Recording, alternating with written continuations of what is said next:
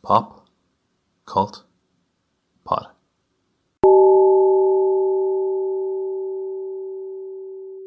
Welcome to the Pop Cult Pod, broadcasting from the Pop Cult compound in an undisclosed location in Ireland, where we are crazy for film, television, video games, and much, much more. I am your cult leader and host, Tompott. Thank you for joining us, whether it's your first time, your second time, your third time. Thank you for being here, but you may never leave. It's like the Hotel California, but not a shitty song. Ooh, take that, Eagles. As we do every week, we will start with the cool 8, the top 8 news stories that we're going to drink up this week. Well, it's a big show. He's a wrestler. That's what that joke is, in case you don't get it, but it's not a joke worth getting, to be honest. So, we're going to begin our cool 8 with superhero news, more specifically, Marvel news. Lots of different news came out this week about Marvel that we're going to try compact into one little segment, talking about the Fox Marvel properties and, of course, Marvel Studios. So, first things first, last week we reported that Gambit was cancelled, and now, this week, we're hearing that Channing Tatum himself is interested in directing this movie. Rumored to be wanting to direct this movie. Let's just, dude, let it go. Like, this movie they've been trying to make this movie for like a decade now. It's gone through multiple directors. No one seems that interested in it. I think Channing Tatum is the only person that wants this movie. So, maybe just leave it go. We'll find the role for you in another superhero movie. Just leave Gambit die. I guarantee you Disney doesn't want a Channing Tatum Gambit movie. It's not going to happen. Also talking about the Fox X-Men properties, we have one of two shit shows. One being Dark Phoenix, but this week we're going to talk about New Mutants, which again has the subject of a lot of discussion. The discussion at the moment is that it's going to move again. Originally, it was stated to come out ages ago, like around the time Deadpool was meant to come out. Got moved again. At the moment it's sitting on August 2nd. And it is allegedly going to move to November. Which, compared to how long it's been delayed so far, isn't that much of a delay. But what we're hearing... Actually, look, let's go over what's been going on with this film. Because I went over it in passing in the first episode, but you really need to break down how much of a mess this is. So, it was directed by Josh Boone. And Josh Boone came onto this with the idea of, I want to make this a kind of a horror movie. I want to make it like a dark, haunted movie. Haunted house with mutants, basically. And Fox said, no, don't do that. So he turned in their movie. Apparently a YA movie, kind of vibe. If you believe all the talk, it's quite decent. It was getting good buzz at press screenings and test screenings, I should say.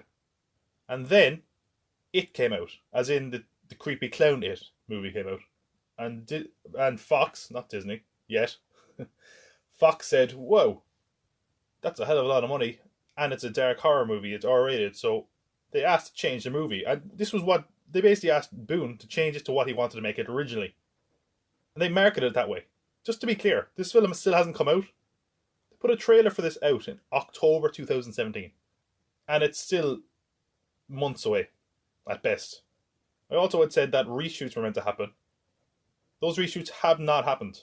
They're scheduled to take place, and what they're saying at the moment, carrying on this rumour, is that if the reshoots do go ahead, it's going to be Simon Kinberg directing it. And you know what reshoots he did? Fantastic Four. And he also is in the midst of making X-Men Dark Phoenix, which is apparently ballooned well past 200 million to make. So is that really your guy? Anyway, what they're saying is Josh Boone and Fox are still fighting over tone. It's either going to be moved to November, potentially, or just dumped on Hulu in October. So, we're no closer to this movie coming out. Honestly, this is just going to be absolutely gobbled up when Disney get Fox. It's an absolute mess. I don't know how Fox ever managed to run a studio sometimes. It's stuff like this, where apparently mangled a decent movie to make what it was going to be originally. Ugh, what a joke. Also, this week we had, of course, the Spider-Man trailer during the week, which we'll discuss a little bit later on. But I want to talk about some of the speculation that this trailer has given us. So, the big talking point that a lot of people are having, aside from, of course, the obvious things like Mysterio and Spider-Man's suit, but obviously people are talking about post-Avengers Infinity War, post-Endgame even, what this means for Spider-Man. And a lot of people are pointing to the former Avengers Tower, just seemingly under renovation. And I pointed this out in my trailer breakdown on YouTube. And I talked about it being the Baxter Building. Of course, in the back of my head, I also thought it could possibly be Oscorp, which is what some people are speculating. So, this is speculation, and I want to give a shout out to Charles Murphy, who works at the hashtag show, Charlie Murphy. They've gotten a lot of stuff right in the past, and he wrote a very interesting article where he was talking about how what Sony have in store for their Spider-Man universe might be a good indication of what Marvel are moving towards. So when you look at the Spider-Man movies they have in development, Sony have Venom, Nightwatch, Silver Sable, Black Cat, Silk, all these debatably lower tier characters. But what I especially want to talk about is what he mentioned about the Silver and Black script. So for a long time we were hearing that Silver and Black was going to get made, which was Silver Sable and Black Cat in a team-up movie. And seemingly gone for now. The script was completed. There was talks that they were just going to give them their individual movies again. But essentially, that movie doesn't seem to be happening in its current form. Now, he swears, and again, they have been very accurate in the past, so I would imagine this is true, that Norman Osborn was in the script for Silver and Black. And that Kevin Feige asked that he be taken out. Now, Amy Pascal over at Sony and Kevin Feige are quite close. They have a long relationship going back 20 years. So I imagine that it's quite good as far as from a business perspective. So presumably Marvel have big plans for Norman Osborn. And not just the kind of case where, the last Spider-Man movies where it's just, here's Norman Osborn. Oh, he's becoming the Green Goblin. But in the comics, he kind of becomes a very powerful figure throughout the whole Marvel universe. And the reason I found this interesting is that after Captain Marvel comes out, we're going to have Skrulls in this universe. And the big thing about Skrulls is the Secret Invasion story arc. And what happens after the Secret Invasion story arc is that Norman Osborn kind of comes to power. I believe the storyline is Dark Reign, which eventually leads to him forming the Dark Avengers, which is like an evil group of Avengers. And there was a rumor a few months back that Dark Avengers was being eyed up. So I think there's a very good chance you're going to get Norman Osborn in the Marvel Cinematic Universe. Maybe not soon. He could be alluded to in the new one. But I think that's definitely where the future is going. But it also points out that a character like Miles Morales isn't on Sony's slate outside of the animated Spider-Man movies or Spider-Gwen, despite their popularity. Definitely far more popular in characters like Silk or even Kraven the Hunter or Morbius. So I think that's a very interesting speculation. I think definitely there's some truth to that. The other thing I will say is that the deal between Sony and Marvel is allegedly finished after Spider-Man Far From Home comes out. But genuinely, it seems like it's very likely that this deal is going to be re-upped. It was originally for 5 films, so we had Civil War, the 2 Avengers movies and the 2 Spider-Man movies. These MCU Spider-Man movies are seemingly building towards Sinister Six, and that's something Sony has wanted for years, so I imagine this deal will continue. It's a win-win for Sony, and Marvel win from it as well, so I can't imagine. The only thing I've heard, the only point of contention between them that I've heard, is that Marvel did not want a Spider-Man movie this year. Possibly to protect the ending to Avengers Endgame. Or, again, not give away what happens post-Infinity War. But Sony pushed for it, so it's not the end of the world. There is some stuff in the Spider-Man trailer that might ruin some stuff in Infinity War, but again, we still have to figure out how it's all resolved. So I don't think anyone believed all these characters were done for. On the opposite end of the spectrum, we have, of course, DC. And there's a little bit of DC news this week. First of all, they said they're stepping away or de-emphasizing the idea of a shared universe. And some people, I think, took this news the wrong way. It's not saying that these characters will never cross over. It's saying that they're going to focus on solo movies, which is really what Marvel have done already, and probably what DC should have done from the beginning. They kind of rushed into this, and now they're having success when they separate these characters out of it. So, Shazam is their next one. Shazam definitely takes place in a larger DC universe, but I don't think we're going to see any cameos. We're also allegedly getting the Shazam trailer on Tuesday. That's what I've heard. 22nd, but, we will see. Then, as far as the rest of the DC news goes, Birds of Prey has begun filming. This is directed by Kathy Yan. And we have a rumoured synopsis. I don't know is this genuine. I've seen places say it's genuine. I've never seen it confirmed anywhere, but just for the benefit of having a complete story, the rumoured synopsis is, since the events of Suicide Squad, Batman has disappeared, leaving Gotham City unprotected from crime, and Harley Quinn has left the Joker. When Cassandra Cain, a young girl, comes across a diamond belonging to crime lord Black Mask, Harley recruits Black Canary, Huntress, and Renee Montoya to help protect her. Okay, so that's what we're allegedly dealing with. I don't know about the writing of that. It seems a little bit amateurish, but it certainly mentions all the components, so there could be some veracity to it. Now, this is what the rumour we have this week about Harley Quinn, which is clearly a character DC have a lot invested in. Probably more so than maybe any character, which is surprising. We've heard so many things about Harley Quinn spin-offs and Harley Quinn movies, and obviously she was a breakout star of Suicide Squad, and that seems to be that character that they're running with from that movie. And you can't blame them when you see, probably the most acclaimed character in that movie might have been Margot Robbie's turn as Harley Quinn.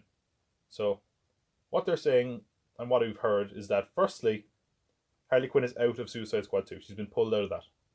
And also that the Joker versus Harley movie that was rumoured is now dead. What we do have happening is, following Birds of Prey, we're going to have a Gotham City Sirens movie. Now, usually, Gotham City Sirens is made up of Harley Quinn, Poison Ivy, and Catwoman. Of course, all being Batman villains, Gotham City, makes sense. And that this Gotham City Sirens movie will be followed up with a crossover which will pit the Birds of Prey against the Gotham City Sirens, obviously with Harley Quinn being in the middle of these two groups. Now, Birds of Prey is normally a heroic team, Gotham City Sirens normally a villainous team. Makes perfect sense on paper. I haven't seen this confirmed anywhere. Who knows what DC are doing? Most of the time, they seem to be making a lot of films. Who knows if there's any truth to this? But we do know that they're high on Harley Quinn. The Birds of Prey movie is the one that is officially happening. It has begun filming. If we start seeing casting announcements soon enough, or that they're looking for a Poison Ivy or a Catwoman, I think we will know there's some truth to this. But hey, that's all our DC news. And now we're going to look at another mess.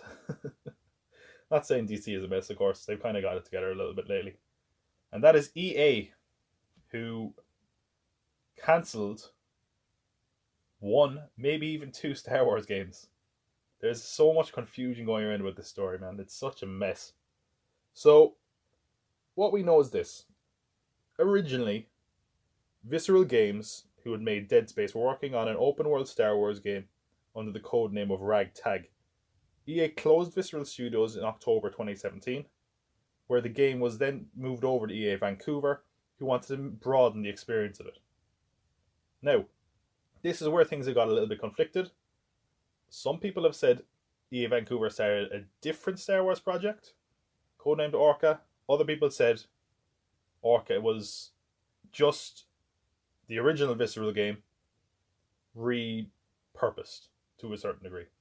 Now, what we do know is that that open world game was being worked on by Amy Hennig, who was the writer and director of the Uncharted series, specifically the first 3 Uncharted films. And what we know now is that whatever they were working on at Vancouver is dead. It's been cancelled by EA, and they've been instead deciding to work on a smaller Star Wars project due out sometime in 2020.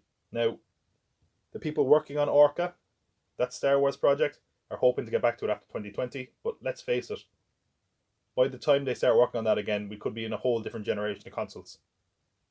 And, I mean, who knows? Let's just examine EA's statement, which really gave no answer, and I think the fact that they gave no answer probably confirms its truth, quite frankly. They said, "There's been speculation overnight about one of our Star Wars projects. As a natural part of the creative process, the great work by our team in Vancouver continues and will evolve into future Star Wars content work and games. We're fully committed to making more Star Wars games. We're very excited about Star Wars Jedi Fallen Order from Respawn, and we'll share more about our new projects when the time is right." So, basically they mentioned the only Star Wars game that we know is in development right now, aside from the possibly smaller one in Vancouver, Star Wars Jedi Fallen Order, which is being made by Respawn, which is supposed to come out sometime this year. Now, first of all, I want to give a shout out to Jason Schreier at Kotaku, who wrote some fantastic articles on all of this. He has a much better understanding of me than this situation, so I would say check out his articles on Kotaku. He also wrote a great book called Blood, Sweat and Pixels if you want to check that out. And God, what a mess the EA Star Wars deal has been.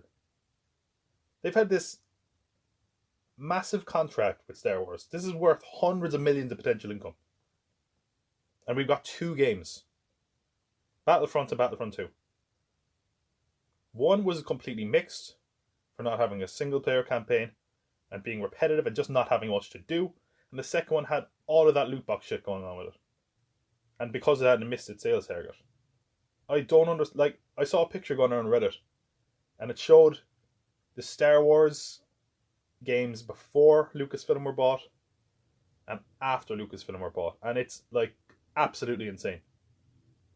At least with the ones before Lucasfilm, there might have been some really bad ones, but there was enough quantity that you're bound to get some good games thrown in there. You know, like Knights of the Old Republic and that kind of thing.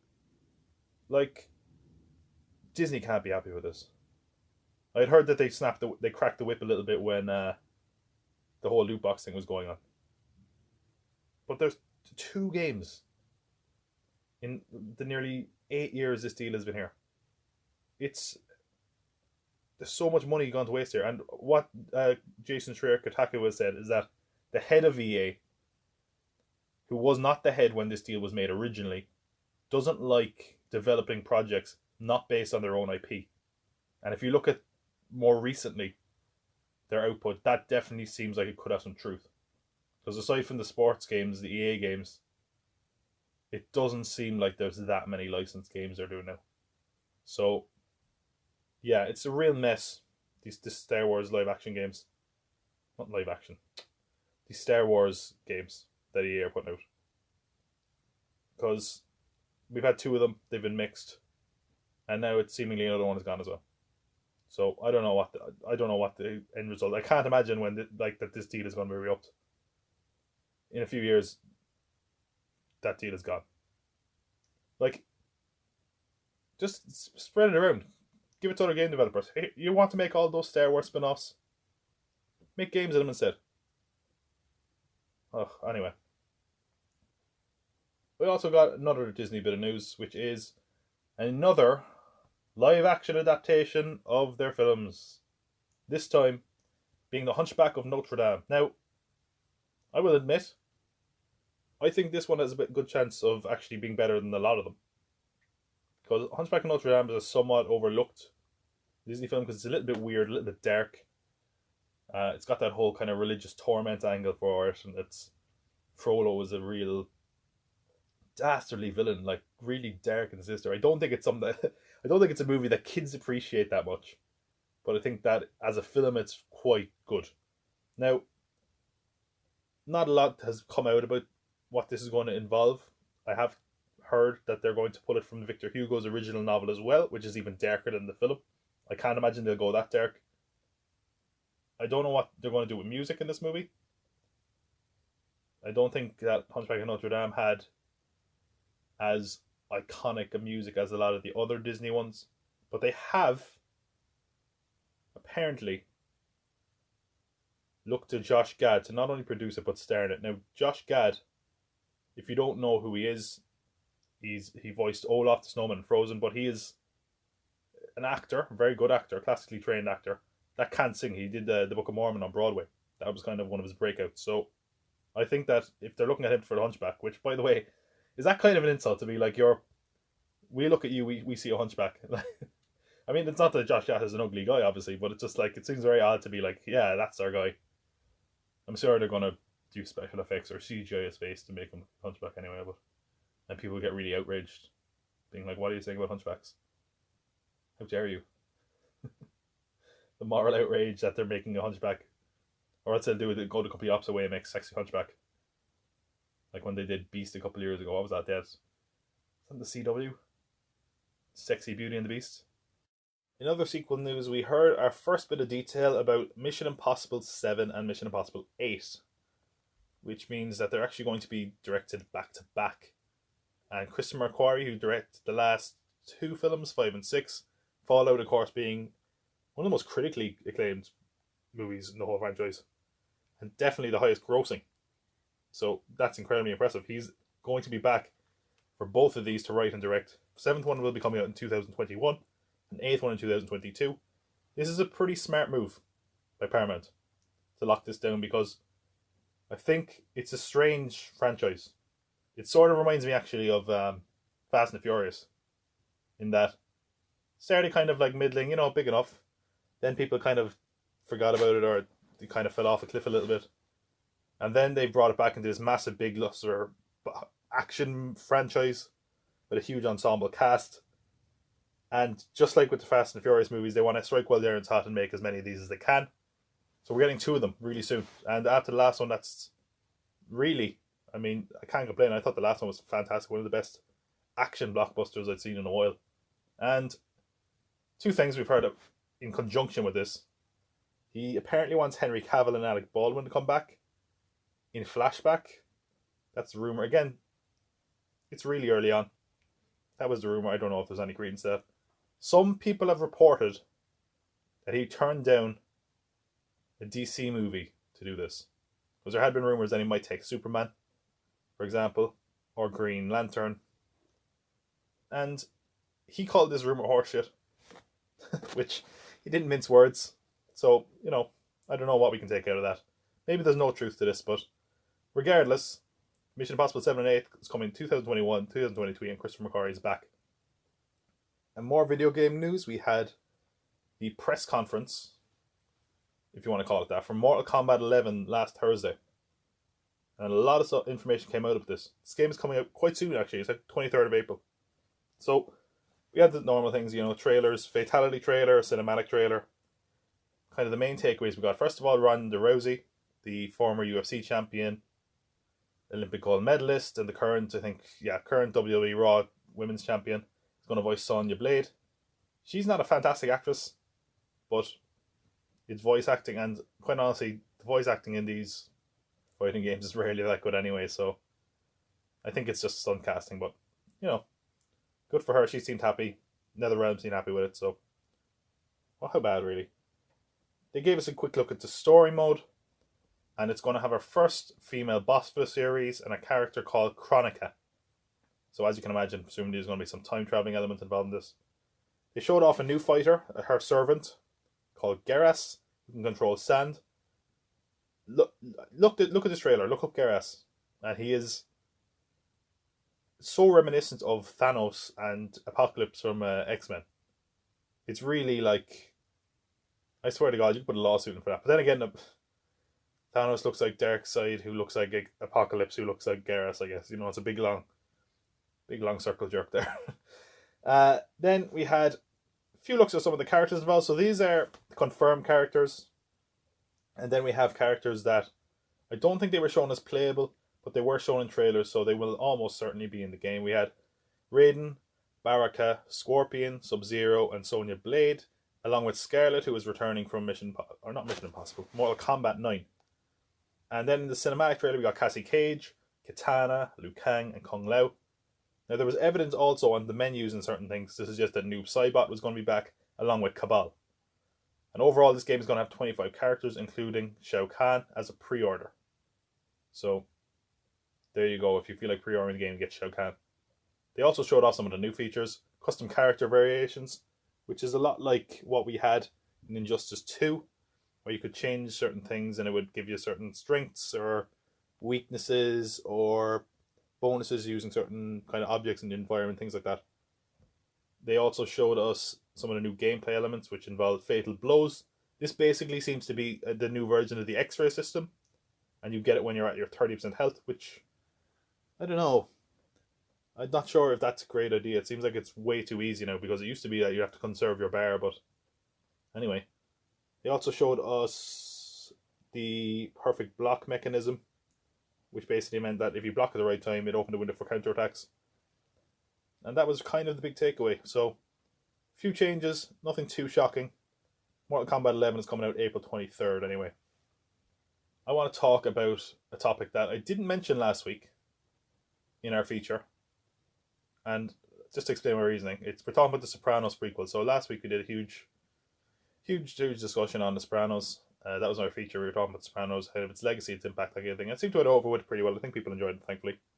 And I didn't mention the Sopranos prequel movie on purpose. I just felt like, over the course of the news and the course of the release, we're going to have plenty of time to discuss that. And if we're talking about the legacy of the TV show, I feel it's like talking about the movie would have been a little bit out of place. So I keep calling it Sopranos prequel movie. The title of the movie is The Many Saints of Newark. Okay? And here's what we know about the movie so far. Set in the 1960s, at a time where racial tension was high in New Jersey, especially between Italian Americans and African Americans. So at least some of this film is going to take place during the Newark race riots, which occurred in July 1967. Now, what's actually interesting is that there is a flashback in the first season that shows the Newark race riots. So it's actually a time where Tony finds out for the first time his dad is a gangster. So I don't know if that's actually going to factor in, whether it'll be retconned or whether it'll just happen off screen, or who knows. Some of the characters we're kind of expecting to appear. Johnny Boy Soprano, Tony's father. Livia Soprano, his mother. Junior Soprano, his uncle. And, of course, Johnny Boy's brother. And, of course, Tony himself. Tony would have been about 10 around this point. We have got some casting, but we only know who one of them is playing. So we have Alessandro Nivola is playing Dicky Moltisanti. So if you're curious about who Dicky Moltisanti is, Christopher from the series, it's his father, who we know has quite a big impact on Tony. He's kind of like Tony's big brother, more or less. And in the course of the show, we see that he was killed by a detective. Now, that won't factor into the movie. That seems to happen quite a bit later. And I've heard that the movie's going to a certain degree, revolve around Tony's relationship with Dickie. Whether that's been exaggerated in reports, who knows. Here are the other people who joined the cast. And we don't know who they're playing. Might speculate a bit. We have Corey Stoll, who joined the cast. Billy Magnuson, John Bernthal, and Vera Farmiga. So, as I mentioned the characters we're expecting to appear.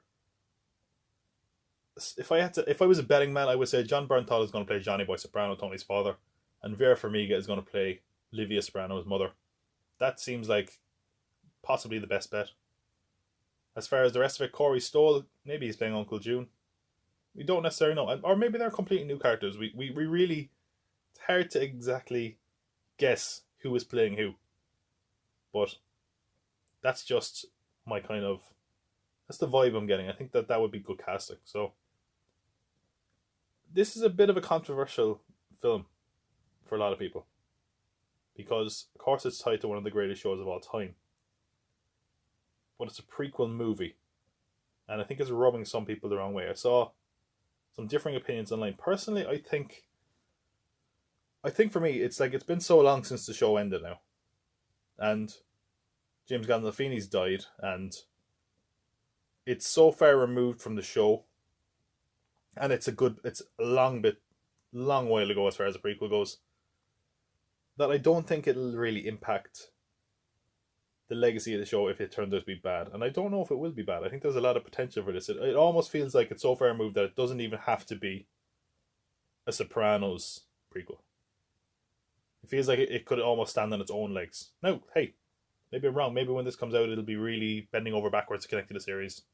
Who knows? But I've seen a few differing opinions online. So Jeff Snyder, who works in the industry for a long time, he tweeted something that a lot of people agreed with, some people disagreed with. He said, "The Sopranos prequel movie is one of the worst ideas I've ever heard, and I know I am a moron compared to a genius like David Chase, but I just don't see how that film ends well for anyone.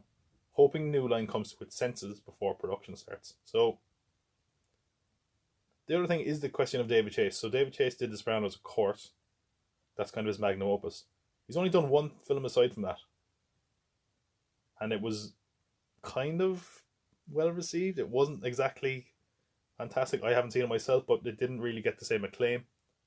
I was talking to my buddy on Twitter at the Sopranos Club, which, if you're a fan of Sopranos or a fan of the series, definitely check it out. It's probably the best Sopranos Club, or best Sopranos Twitter accounts there is.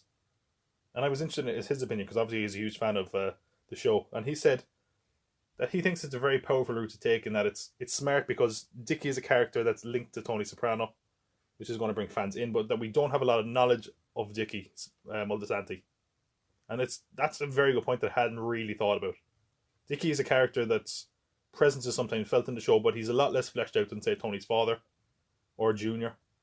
And essentially he's saying that we should also remember that Tony is a character that starts in therapy, and it never really moved away from Tony's struggling to cope with his life through panic attacks and depression. And we get to see Dickie, who a man Tony himself kind of calls a mentor and a friend, someone he looks up to. We get to see a character that had a huge influence on Tony. So that's a very good point that he makes. I think having someone who maybe is more of a father figure to Tony than his actual father should be very, very interesting.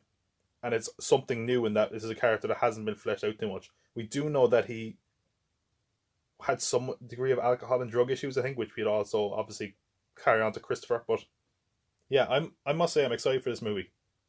I can't wait to hear more about it and see where that goes. But that's our news with Sopranos. We got a lot of casting for it.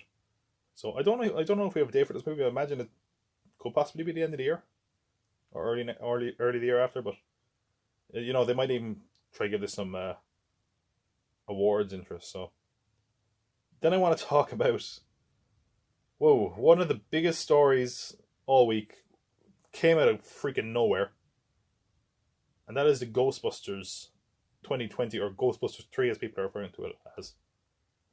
Like, woof. This is mental. This came out of nowhere. It really did. So here's the story. Here's what we know, because there's a lot of misinformation going around, which we'll address as well. Jason Reitman, the son of Ivan Reitman, who's obviously a director in his own right. He made films like Up in the Air and Young Adult. Now, first, I think it's worth pointing out as well that he hasn't had a film that's been critically or commercially successful for a while. You know, it was either one or the other at times, or on both. In some cases, neither. But so he is going to direct and co-write the film. Now, this film was announced on a Tuesday, and by Wednesday we already had a teaser for it.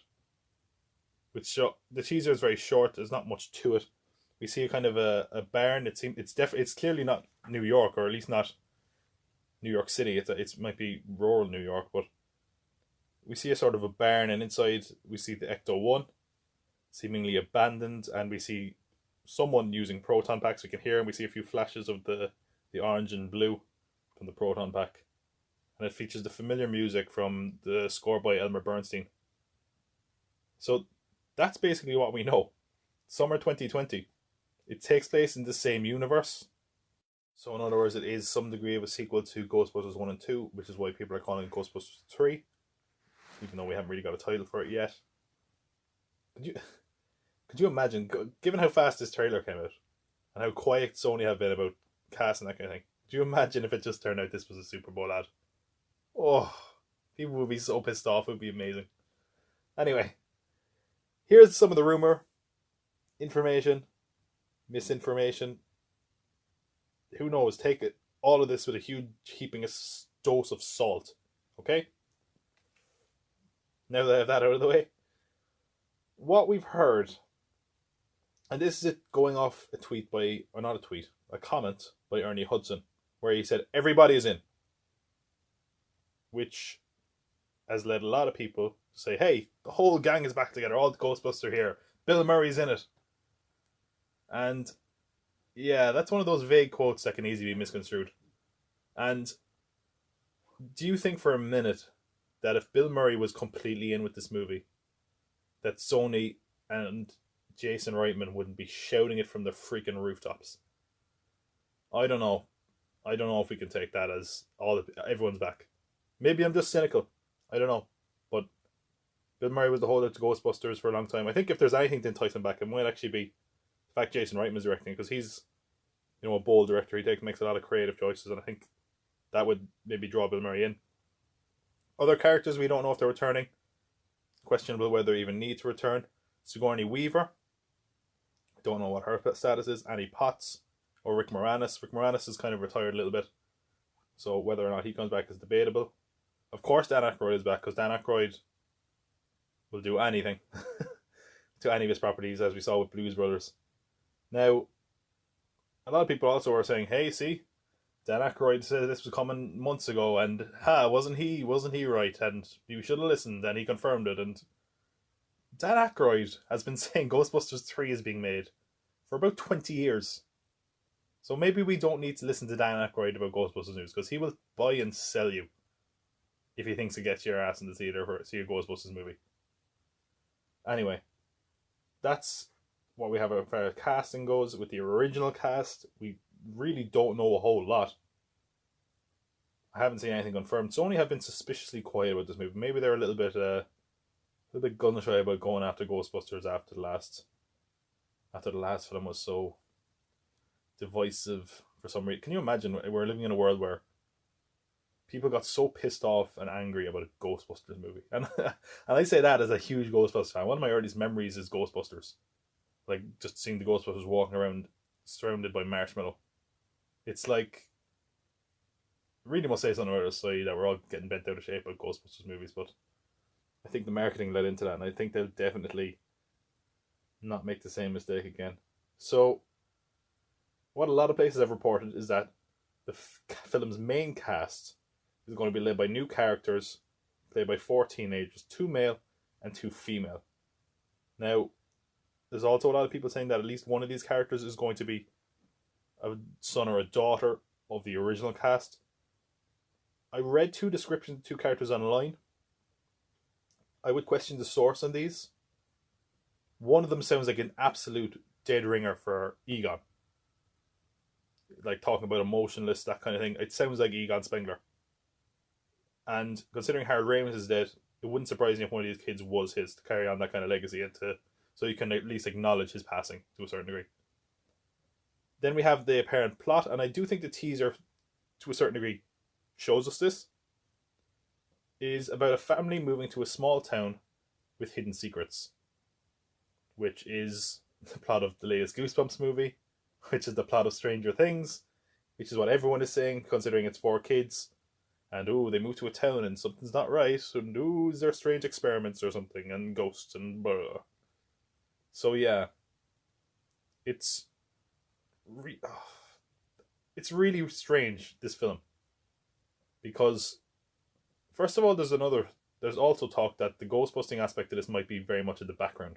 So I think what has happened with this film, people were absolutely so excited for this film when it got announced during the week.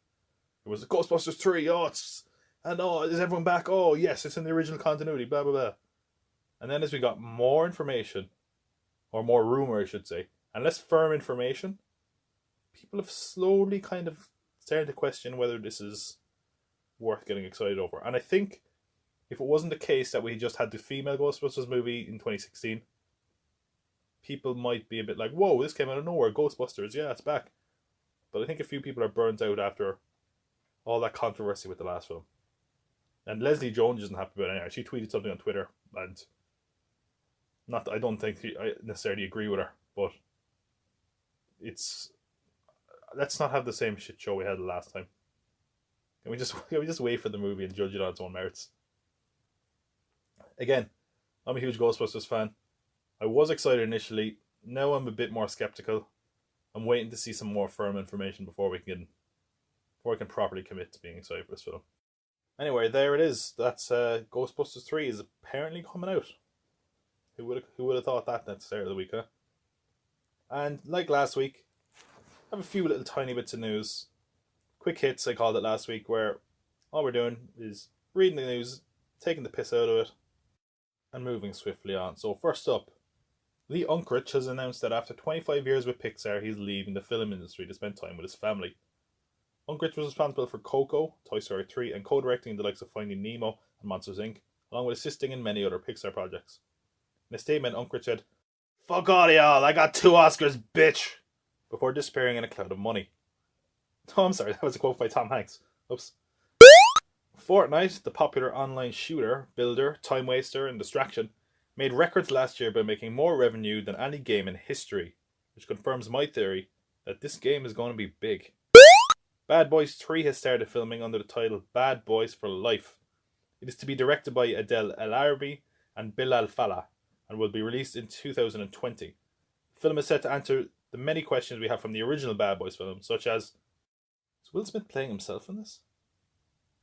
What is Martin Lawrence doing in this movie? So there you go, those are our quick hits. And like that, we're going on to our trailer trash. Quite a few trailers out this week. So, first possibly big one of the week was Game of Thrones, which we just missed last week when the episode went up. Now, I wouldn't say there's much to this trailer. And I could be wrong, I'm sure people will pour over this, and people who read the books and all that sort of stuff will know much more than me. I do love the show, but I'm not as concerned with the minutiae like other people. And of course it's a teaser, so this wasn't featuring actual footage. It was more to unveil the date. So what it involves the Stark children, Jon Snow, Arya, Sansa. Well, maybe Jon Snow isn't a Stark kid. That might be a controversial thing to say. And they're walking under the crypts at Winterfell, obviously walking past all of the dead Starks, including Ned. And at the end, they meet up and they're standing in front of their own statues. So obviously the implication that there's going to be serious and that none of them are off limits, some of them could die. I actually think there's something that I've seen a few people mention. Okay, and this is an interesting theory. So I mentioned last week we had a quick clip from the new season in a HBO trailer. What it said was that, or in that clip I should say, we had Sansa approaching Daenerys and saying, "Winterfell is yours, my grace." Now, maybe this is nothing. Maybe it's people being thrown off or them trying to get people to second guess. But Sansa often changes her hair depending on, her allegiances, her alliances, and her position in the story. And in this trailer, Sansa's hair has a braid very similar to Daenerys. So a lot of people are pointing that to say that she is loyal to Daenerys and that there is no second guessing. But then that would be an easy way to throw people off. So, and then again, if he was also just pretending to be loyal to her, isn't that what she'd do? That's the main thing I've seen people talk about. But what the big revelation, of course, that this new season, this final season, is starting on the 14th of April. So, God, everything is coming out in April. You have Avengers, Mortal Kombat, Game of Thrones, to name a few. I mean, wow. It's going to be a big year. So yeah, that's our Game of Thrones trailer. I've heard as well that they're going to put out a real trailer, but the creators really don't want to, but of course they have to. I'm not sure if I'm going to discuss that in the show. I might just try to go in fresh and not look at it all, but that's up to you. And we also had a trailer for John Wick 3 Parabellum, a film I was incredibly excited for this year. It's a pretty good trailer. Undeniably a John Wick film, so you know what to expect. And it was, some people have kind of said, oh, it's sort of samey, but I enjoyed the last two so much that that isn't really a complaint. So this movie sees us taking place after they went to the second film where John had a contract put in his head. It looks like it takes place almost immediately after it. I think he was given an hour head start. In the trailer we see him running, and then he's trying to get, I think, a kind of chip out of his neck seemingly before the timer goes up on his head. Of course, this movie is all going to be about all these assassins trying to kill John Wick. And some highlights from the trailer: we see a huge gunfight. At one point, John runs out of ammo and throws a massive gun at someone's head. A seemingly reminiscent of the last movie, a sort of House of Mirrors kind of shootout. And aside from that, we have a moment where he is being assaulted by 6 assassins on motorbikes with swords. Insane. Can't wait to see that part. And a moment where he's riding a horse fighting what looks to be the same men on motorbikes, so it could be an interesting scene. The end of the trailer kind of hints at what might make this movie different, and I get the feeling that with this trailer they want people to lull themselves into, okay, this is a John Wick movie.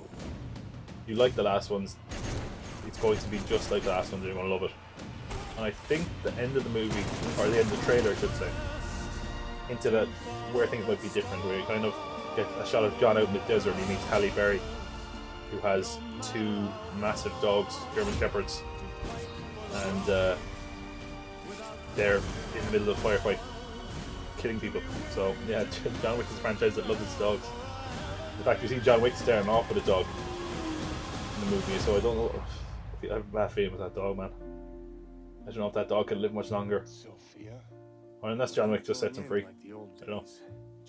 So yeah, I imagine that we might get a look at what makes this film a bit more different in a subsequent trailer, but at the moment, looks very good. Reaction was very positive. First two films are very good. We also see he takes a moment where he gets a photo of his wife out of what looks like a safe deposit box. Maybe this film will have a few prequel aspects or tie into John Wick's past a little bit. I think that's probably how Halle Berry might come into this. So, May 17th is when this movie comes out, so John Wick 3, Parabellum. Definitely another highlight of the year in film for me. We got two trailers that I want to mention briefly, because I know very little about them. American Gods Season 2. I actually haven't seen the first season of this. Big long trailer. I haven't watched the trailer, but it's there if you're interested. It comes out March 10th, the new season. A lot of behind the scenes issues with this production for season 2. Maybe it won't factor in. Maybe it'll still be a good show, but yeah, I've heard things about scripts being rewritten on the fly. People stepping away from their roles. Obviously the showrunner was fired or left or something. Yeah, this hopefully it isn't reflected in the final product, because first season was apparently very, very good. But yeah, American Gods Season 2 has a trailer out. Then we have a trailer that I did watch. I don't really know why I watched it, to be honest. And that was for Nancy Drew and the Hidden Staircase. Which, I mean, are we really making Nancy Drew again? Anytime I see any of these Nancy Drew adaptations, it really just screams some out-of-touch executive thinks kids still care about Nancy Drew. Hey, maybe I'm wrong. Maybe this movie can be a surprise hit, but if it's going to be anyway good, the trailer doesn't convey that at all. Stars Sophia Lillis, who was our girl in It. She is a ringer for Amy Adams. In fact, she actually played young Amy Adams in Sharp Objects, I believe. It's produced by Ellen DeGeneres, so I think that's where the trailer debuted. And it's coming out in March. I don't know, is it a good sign when the movie's coming out in March and they plug it this late, but what's really odd about this movie is I looked at who wrote it, and the two writers are people who wrote The Handmaid's Tale, so maybe there's something to this, but watching the trailer for this, it's so lifeless. It just seems very badly shot. It looks like a screaming TV movie. And if this was put up on Netflix, maybe it could be a hit, but I just... Really, Nancy Drew again? Come on. But, you know... Then again, I'm clearly not the market for this. I'm a man in my mid-20s. I don't think Nancy Drew is... I don't think I'm the key market for Nancy Drew, but I don't know.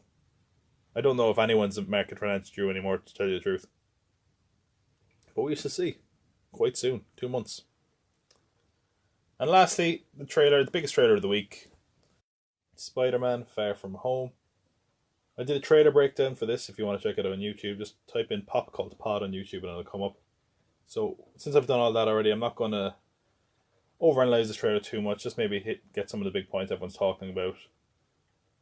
We have confirmation this movie takes place after Avengers Endgame. So, the characters that shouldn't be there are there. So, obviously Nick Fury's in this movie. Maria Hill is in this movie. And Mysterio, we got our first look at the villain played by Jake Gyllenhaal. In the movie, they're playing him up as a good guy. If you've read the comics or you know anything about this character, he's a villain. Often known as Quentin Beck. He's a special effects artist and stuntman. Generally, he'll conjure up things to make him look maybe as a means of defense. So, speculation is that he's conjuring up all these characters to look like a hero. These elementals. Now, a lot of controversy about the elementals, who they are, because there's references in the trailer that I pointed out. One of them was as a Hydro Man. There's a reference, I think, possibly to Sandman and Molten Man as well. Whether that's trying to throw us off, we don't know. I do think it would be a little bit of a shame if so many characters that are in Spider-Man's Rogue Gallery were just burned like that. to be conjured up as fakes. But then again, I don't know if there's no plans for these characters. I guess what's the issue? Sandman might be the only one that I'd have an issue with them burning up that easily. But yeah, it's a great trailer. It really is. There's a lot going on in it. It doesn't give us too much, but it gets us intrigued enough, I think. In fact, I don't know how much more I want to see from this movie going into it. I hope they don't go too far into spoilers in the next trailer about what could happen in Avengers. I don't think Marvel would allow that anyway. But it's a good trailer. Spider-Man Far From Home. July 5th is coming out. And I'm trying to think, is there anything else worth talking about in this trailer? Of course, I mentioned the building that everyone's discussing. Possibly home with the Fantastic Four. Probably not. No look at Tony Stark in this one. And people have pointed out that there's a possibility that he could be dead post-Avengers. But again, that's all speculation. See kind of a more romantic side to Peter with MJ. So, yeah, there really isn't much else to say about this trailer. It's good, and if you want to see a more detailed breakdown beat by beat, check out the YouTube channel. But yeah, that'll do it for Trailer Trash. As I said, this week we may get a trailer for Shazam. There's already been a TV spot released. That was quite good. Definitely more action-packed than the footage we got before. So if there is a Shazam trailer, hopefully I'll do a breakdown if you want to check out the YouTube channel. So yeah, there you go. That's our Trailer Trash for this week. And with that, we're on to the weekly watch. Looking at some of the stuff, highlights on television, in cinemas, Netflix over the next week until the next episode of the podcast, baby. Anyway, we have I Am the Night. This is the limited series coming from Patty Jenkins, who gave us Wonder Woman, and Chris Pine. It's set to debut on TNT about the Black Dahlia murders. Now, I've heard pretty positive reviews to this. I heard very positive initially. Now it's getting a little bit more tempered, but yeah, apparently this is quite good. So I wouldn't count it out yet. And it's only 6 episodes, which is quite handy. So yeah, big event television in I Am the Night coming this week. We also have the return of Conan. So you might say, why is that of note? Massive changes to his format, for one. Normally he's doing hour-long episodes with commercial breaks. Now it's a 30-minute show with commercial breaks. No band. He's gotten rid of his band. And apparently there's going to be more focus on comedy as opposed to the talking aspect. So I think Conan's one of the best talk show hosts there is. And especially since Craig Ferguson has gone, it's the only one of the American talk show hosts I can stand. So could be worth a look in. Definitely he's experimenting a bit. And what better way considering how long he's been around to keep himself fresh than just mixing up a bit. So yeah. Broad City is returning for its 5th and final season on Thursday. I thought the last season was shit. Hopefully this is a little bit better. Yeah, they put out a good show for the most part, and hopefully they can deliver in their final season. We have The Magicians is also returning on Sci-Fi for season 4. I haven't watched it, but there you go. I know it's got a bit of a cult following. Strike Back, despite 5th season supposedly going to be its last, is coming back for a 6th season on Cinemax. Unbreakable Kimmy Schmidt, the second half of its last season, although there was rumours of a possible TV movie to wrap things up, is going up on Netflix on Friday. In cinemas this week, obviously check your areas, because generally these are domestic dates, so that can vary. We have Serenity with Anne Hathaway and Matthew McConaughey, about a fishing boat captain who was approached by his ex-wife to murder her new husband. So this is directed by Stephen Knight, who gave us Locke and Hummingbird, and notably the creator of Peaky Blinders. I mean, January in general is kind of a dumping ground for shit movies. Looks like this could be one of them. I don't know. We also have the release of The Kid Who Would Be King. It's coming out domestically. I don't think it's out till February in a lot of other territories, but in America, it's coming out this week. And the reviews for this have been incredibly positive. So I would definitely say, give it a look. Maybe if you want to drag your kids to it, it's one you might enjoy as well. Obviously coming from Joe Cornish, who did Attack the Block. I don't know how this movie is going to perform, but the reviews for it at least have been very, very good. So hopefully it does pretty good. And on Netflix as well, we have the release of Polar, which feels like we only talked about last week. In fact, we did only talk about it last week, but it's coming out Friday. The Mads Mikkelsen Hitman movie that looks like it could be one sort of film, but actually is a different sort of film. And yeah, there we go. And with that, we're on to our last segment for our feature, the box office of the week. So, coming in at number 5, we have Spider-Man Into the Spider-Verse, which has got really fantastic legs. It's certain to show. It's got 8 spider legs. It's doing very well lately, and really, I don't think it's been out of the top 5 yet, and it's on its 6th week of release. So, go away to go, Spider-Man. That came in with 7.2 million. Number 4, we had Aquaman, which broke 300 million domestically this weekend. 10 million. So it's still hanging in there. It's doing very good, and I believe by sometime next week, if it hasn't already, it's going to pass The Dark Knight Rises as the most successful DC film ever. So there you go. Aquaman is doing fairly well. And in number 3, we have probably the biggest upset in recent memory that I can think of. Absolutely huge hit here for a small studio in Funimation, who generally put out anime. We have Dragon Ball Super Broly. I hope I'm saying that right. Which came in 3rd place, beat Aquaman apparently. I don't know if the numbers have been adjusted yet. I don't think Funimation have put out their numbers, but this is from external tracking. With 10.6 million, and just to point this out, okay. This was only in 467 theaters this weekend, where something like Glass was in 3,841, and it made 22,000 on theater average, compared to 10,000 for Glass. So this film was huge, like absolutely amazing. It's already, just from this weekend alone, I think it's already the 3rd highest grossing anime movie domestically. So they might expand it. I've heard Funimation's distribution strategies can be a little bit, but that was a huge success this week. I mean, wow, definitely shocking. It's one of the more bigger success stories I can think in the box office in a while. Number 2, we had The Upside, the Kevin Hart movie. Bryan Cranston, it was also in it, which shocked a lot of people with its success. But this movie's doing well, man. It only had a 23% drop, so this movie's a hit. I don't know what other way to say it, and against all odds, big success. But of course, the big movie of the year so far. And I say the big movie of the year because it's really been the only notable release. Probably the massive movie this weekend, Glass, M. Night Shyamalan's latest. Just actually bit of an underperformance, this one. Came in slightly below its expectations with 40.58 million.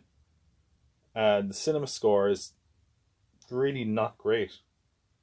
Cinema score, if you're not aware, it measures audience's reaction to a movie, and it can often be an indicator of how long this movie is going to perform well. So it came out of this with a cinema score of a B, which might sound positive, but that's not good.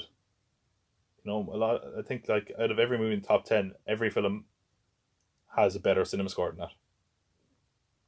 Like, it's not a good cinema score, lads, and I think that might damage it in the long run. As I said, the ending is proving divisive for some. So I'm going to look at I'm going to see Glass during the week, and I'm going to talk about the Unbreakable trilogy, or the East Trail 177 trilogy or something. I don't know. We're going to talk about that a bit next week. And something I'm going to introduce every time we do the box office, I'm going to come up with a hack headline. So what do I mean by that? Anytime box office stories are written, they have a really crappy, punny, rubbish headline. Like for Aquaman, people were like, Aquaman makes a big splash. That kind of crap. And you can know straight away that with Glass, they were so pissed off it didn't do really well, so they could say Glass smashes expectations. But yeah, our hacky headline for this week, I'm going to try to do one every week, although it might prove difficult. And it's going to be Glass is not unbreakable as audiences are split. Boom, there we go. You can use that, Hollywood Reporter, or whoever wants it. So yeah, that's our box office. And before we go anywhere, we were talking about The Upside starring Kevin Hart. An update to our hugely successful, incredibly popular, I think it's going to be our longest running segment, and that is our segment of Is Kevin Hart hosting the Oscars? No. But the Oscar nominations will be out, possibly even by the time this is released. The Oscar nominations are coming out Tuesday. It's hard to tell how this is going to go. We do have the producers. Is it the producer? No, the Directors Guild of America nominations are out and off, and that is a good indication. And it's kind of what you'd expect. Roma is nominated, Green Book. So I think a lot of the variables is whether or not Bohemian Rhapsody or Black Panther are going to get a nomination. I don't think they will. Certainly not Bohemian Rhapsody. Although I could be wrong. And whether Vice will get nominated, because Vice is kind of getting a lot of hits. In fact, one of the few films I could think with a worse cinema score than Glass and than Holmes and Watson, I think Vice has a really low cinema score. But yeah, that's the question of whether those are going to be nominated. And in a couple of weeks, I'm going to review all the Best Picture nominees, whatever they be, to get us an idea of if these are any good. But I think a lot of people have been saying this is one of the weaker years for a Best Picture in a long time. I don't think there's any great films comparatively to other years, at least. So yeah, I think it's the race is a bit wide open, especially for the Best Picture. So we shall see. We'll discuss the nominations next week. And as I said, our feature next week is going to be looking at the Unbreakable trilogy. So we're talking about Unbreakable, Split, and Glass.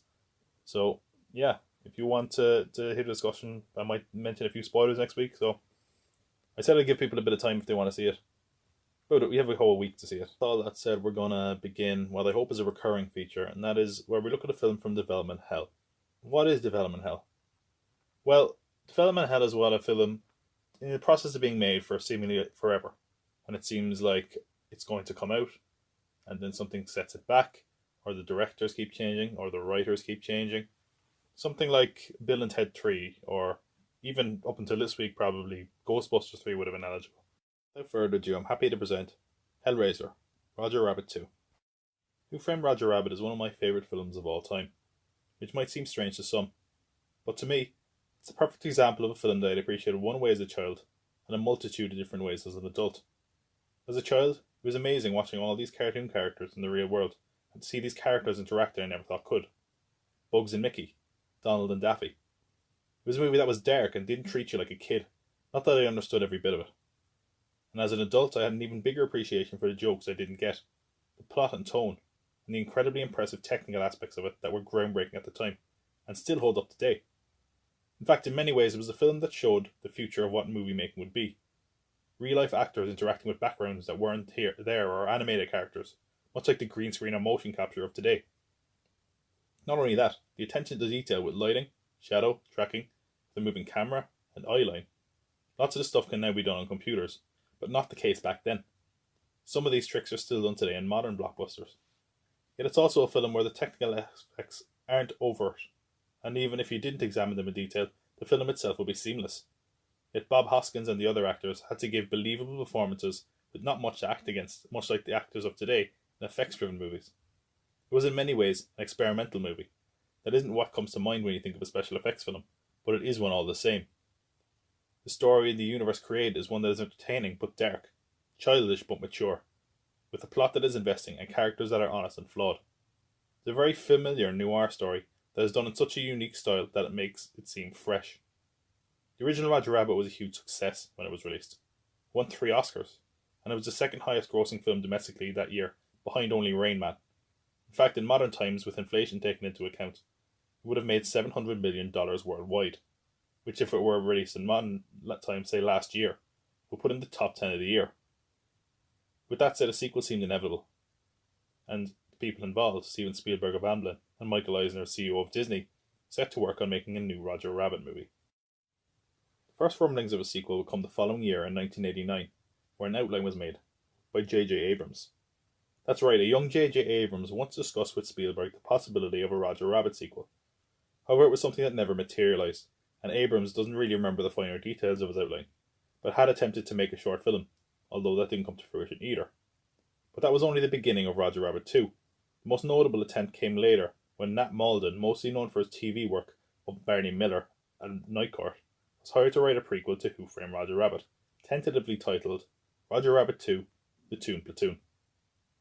The script is actually available online, so I read it, and here's a detailed breakdown of the script. It begins with Roger turning 18, and being told that he was actually adopted and is in fact a toon, and not a human. So he decides to set out and find his real mother, While hitchhiking, he meets an aspiring actor named Richie, who wants to follow his father's career path and be a member of the Air Corps, but he has a fear of heights.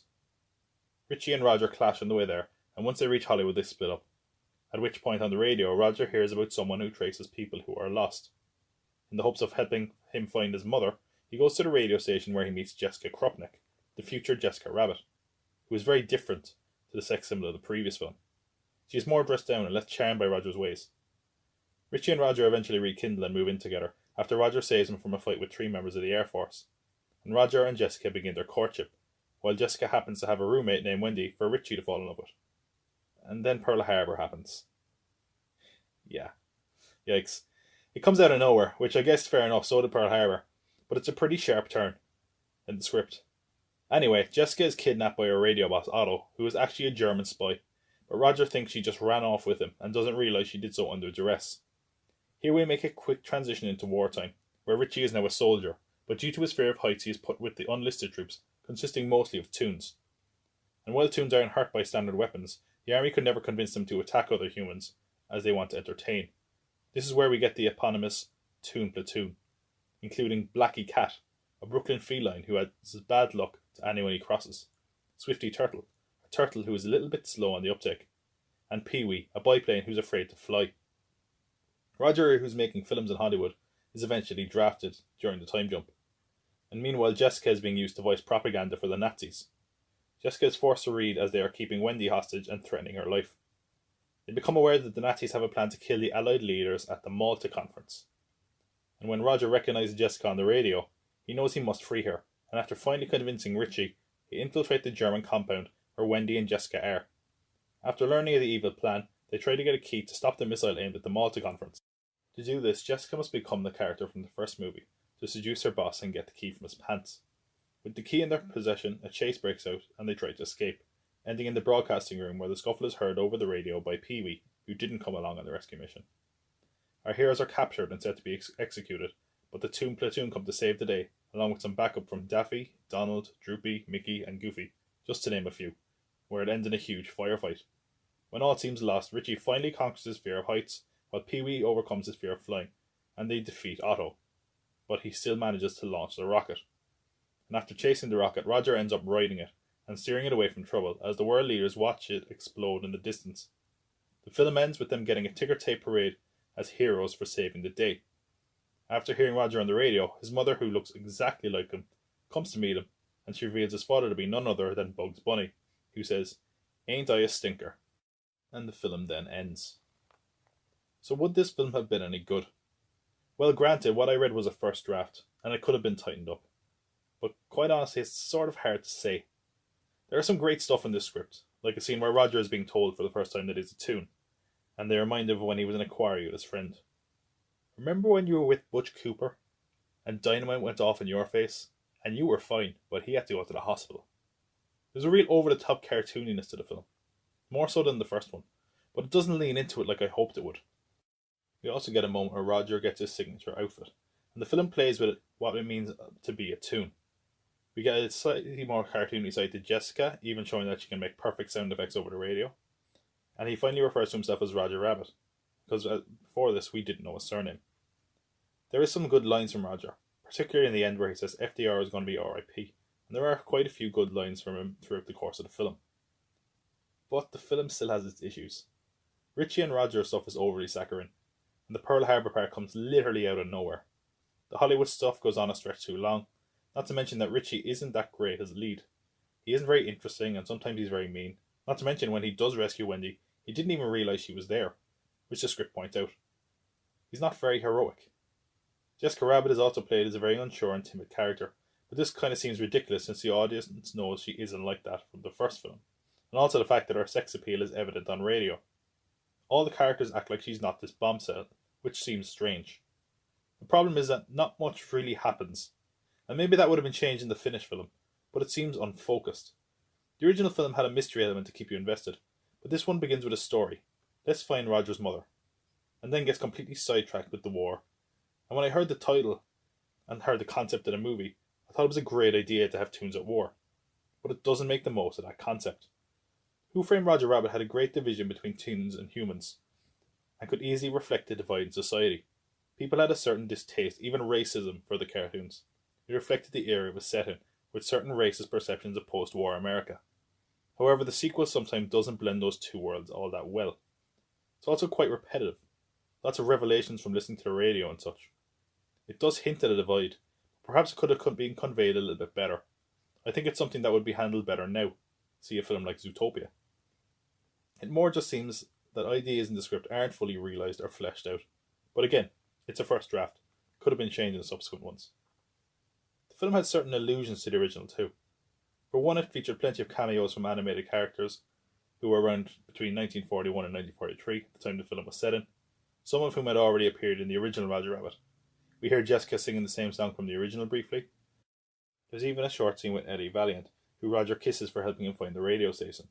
We see briefly his distaste for tunes, and it's a nice nod to Roger kissing him in the original. As much as the scene might seem forced, it's quite subtle. It doesn't cram down your throat that this is Eddie Valiant. No one calls him by that name, and it's just a wink to the audience. By the end of it, the characters are certainly the ones we know from who framed Roger Rabbit. But it seems unnecessary. There isn't much to reveal about their past. Jessica is basically toned down only so that we can eventually have her become the character we know. And we don't learn any great mysteries about the character, aside from the identity of his mother and father. But again, the character we know from the first film has had this revealed already. And therein lies the issue in my opinion. The film doesn't need to be a prequel. But if they wanted to incorporate the wartime, they need to make it one.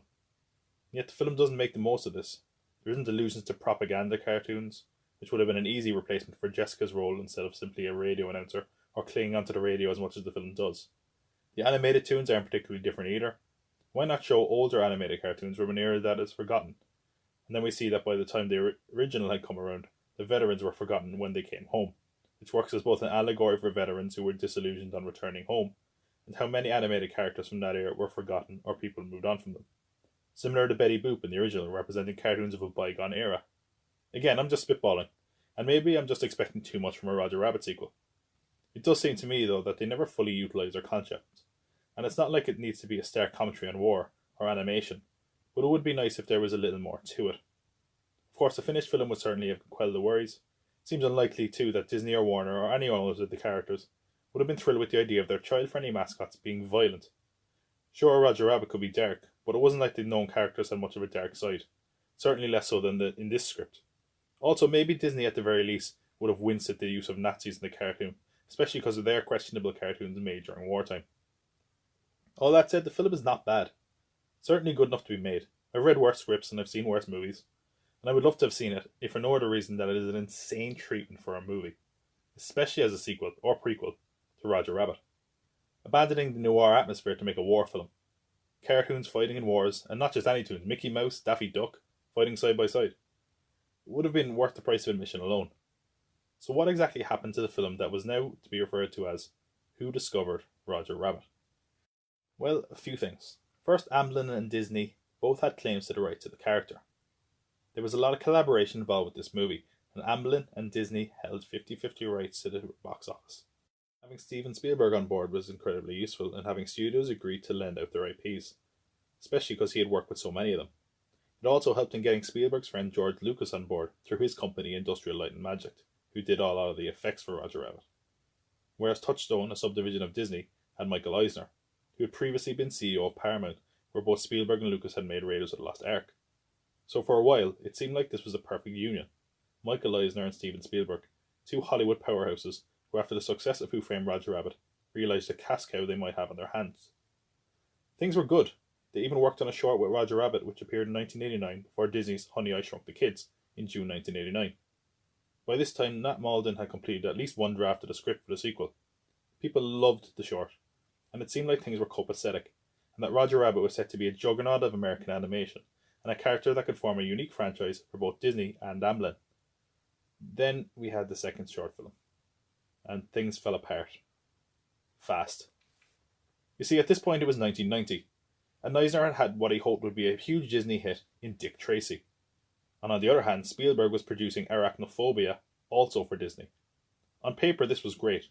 Both men wanted the next Roger Rabbit short to play before their movie, and hopefully boost attendance and attention for their respective film.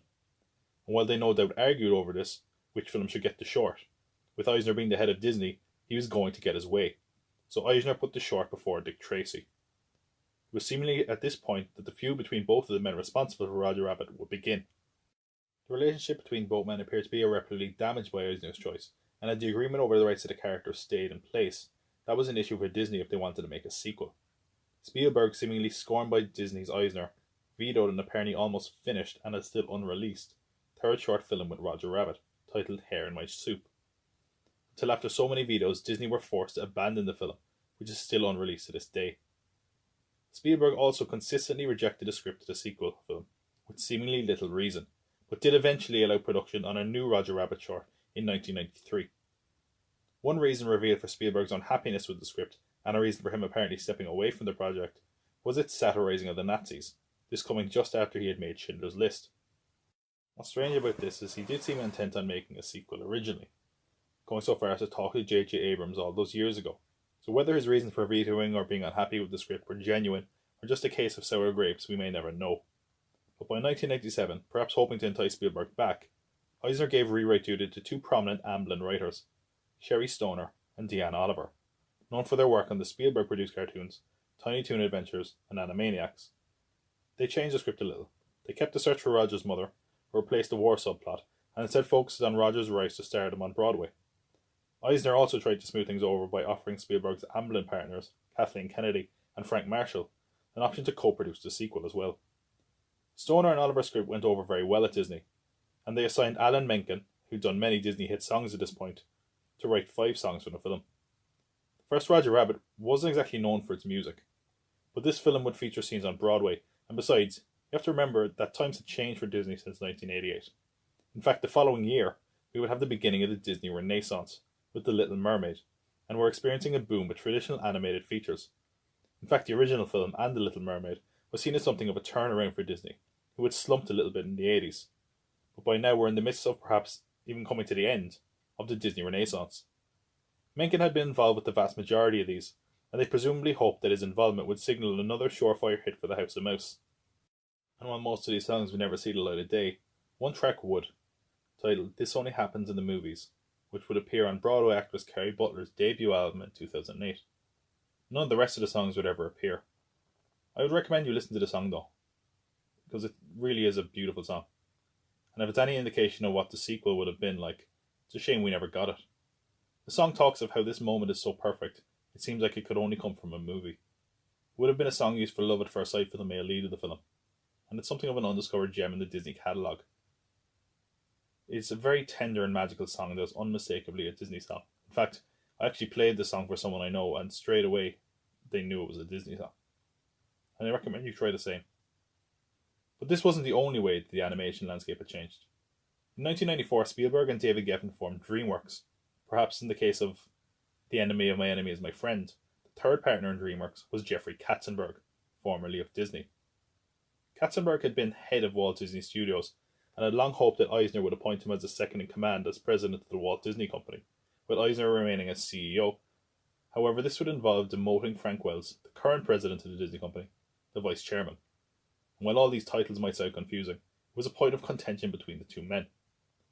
You see, Katzenberg had had a huge hand in turning Disney around, both with his work at Touchstone Pictures and with the animation division. He'd also helped forge the deal with Disney and Pixar, and the inclusion of Miramax into the Disney family. Simply put, Katzenberg was good at his job. Well, he knew it, and he was cocky, with some people even implying that he was taking credit for things that weren't his to take credit for. And this rubbed some people in the company the wrong way, including Disney executives, and I mean Disney executives. Notably, Walt's nephew, Roy Disney, did not like Jeffrey Katzenberg. However, he was too good to not use, and Eisner allegedly promised him that in any event that Frank Wells was not there, that Katzenberg would be number 2. Unfortunately, that event came, with the unexpected death of Frank Wells in a helicopter accident in 1994. This was now seemingly the time for Katzenberg to become number 2 of the company, but he had made too many enemies along the way. In fact, even Roy Disney allegedly stated that he would begin a proxy fight if he was elected, and other Disney board members viewed him as an egotistical person and felt that he exaggerated his own importance. Eisner didn't give him the second-in-job command, and tensions rose between the two men until Katzenberg was forced to resign, and after filing a suit against Disney for money he felt he was owed, he walked away with a settlement of a rumoured $250 million. This would be the perfect amount to launch a studio that could question Disney's monopoly on animation. You see, back then there weren't many alternatives for hand-drawn animation outside of Disney, so DreamWorks could really give them a run for their money. There was a real animosity between the two companies, especially due to the similarity, or maybe even plagiarism, of Pixar's A Bug's Life with DreamWorks' Ants, which would release first as the company's first feature. Having Spielberg being in bed with the competition certainly didn't help the chances of a Roger Rabbit sequel. However, it seemed cooler heads had finally prevailed, as in 1998 Disney shot test footage of Roger Rabbit, which incorporated CGI, hand-drawn animation, and live action. But they were incredibly unhappy with the results, which resulted in a second test, using strictly CGI characters. Now this test is actually leaked online, and it's definitely well worth seeing. For one, while it is a shame that hand-drawn style was abandoned, the CGI looks fantastic for 1998. The character design for Roger looks great, and the interactions with the real world is well done. However, Disney balked at the cost, with estimates saying it could be north of $100 million. So instead they put the funding into Michael Bay's Pearl Harbor and the ill-fated and ludicrously expensive Treasure Planet. Disney probably rightly questioned whether people would flock to see a prequel of a film that, by the time it would eventually be released, would be at least 12 years old. And with the downfall of traditional animation, a sequel seemed less unlikely by the 2000s. In recent years, the rumblings of a sequel have ranged from the desperate to the ridiculous. That it would all be motion capture, or that the late Bob Hoskins was going to be digitally resurrected, or that Disney was working on a Roger Rabbit Mickey Mouse buddy comedy movie. And while Robert Zemeckis has blamed the lack of development on Disney and their disdain for Jessica Rabbit, it's likely that the interest or resources for a Roger Rabbit sequel just aren't there anymore. Disney have changed significantly in 30 years, and not just that a sexed-up character like Jessica wouldn't be in keeping with the company's parameters. The truth is, the film is quite dark, way outside of what you would expect from a kids' film, and certainly from a Disney film now. Not to mention the level of cooperation required in the film, and in use of companies' IPs, is something that has rarely been done to that extent again. Only Spielberg himself has come close, Ready Player One being the closest example, but the difference here is that this was a visual representation of characters as skins or items. The characters in Roger Rabbit were those characters. In fact, this would often be an issue with what characters could or couldn't do. In the original film, for example, Donald Duck and Daffy Duck, neither studio wanted their duck to lose a piano duet, and they also wanted their characters to have equal screen time in the case of Bugs Bunny and Mickey Mouse. Rights issues in film can often be incredibly complicated, especially in this day and age, when it becomes incredibly difficult, time-consuming, and expensive to license other people's IPs. The fact Who Framed Roger Rabbit was made to begin with is something of a miracle in that regard. To that point, making a sequel film now with all those involved, especially Warner and Disney, would be next to impossible. Although I still have to wonder what a film like this would look like today. Technology is far more impressive and less time-consuming than it was back then, and with the huge changes in animation and the rise of 3D animation, I always wonder what the residents of Toontown would feel like about losing their jobs to computer-generated copies. It's a shame we can't take one more trip down the rabbit hole.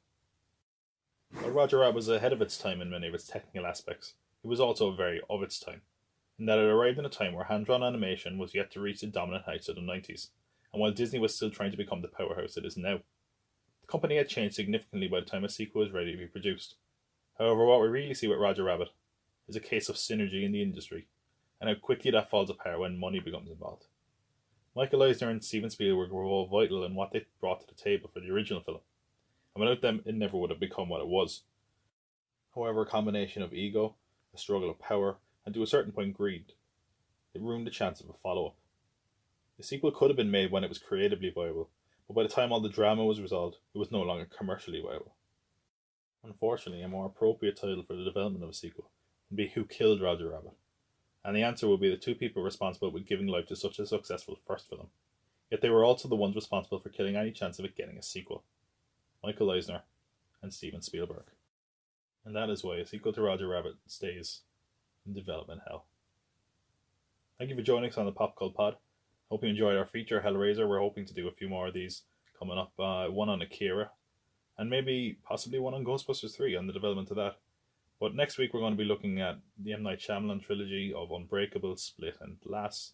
So if you want to see that film before we spoil it next week, go right ahead. Hope you enjoyed it. If you did enjoy, please remember to like it, share it, give it a good rating on iTunes, or subscribe wherever you're listening to this.